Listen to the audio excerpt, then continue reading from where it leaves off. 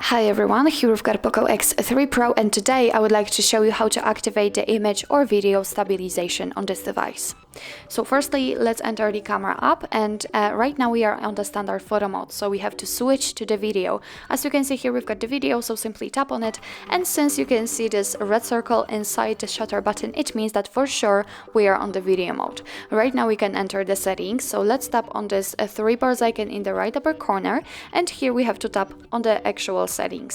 As you can see, on the second position in the modes section, we've got image stabilization, which is right now turned off. So in order to turn it on, just tap on it, and since it is blue, it means that it is activated. So from now on, after your device will stabilize the video, so they won't be as shaky as they will be, for example, if you're recording a video walking or running. So actually that's all. This is how to customize, how to turn on the image stabilization in your POCO X3 Pro. Thank you so much for watching. I hope that this video was helpful, and if it was, please hit the subscribe button and leave the thumbs up.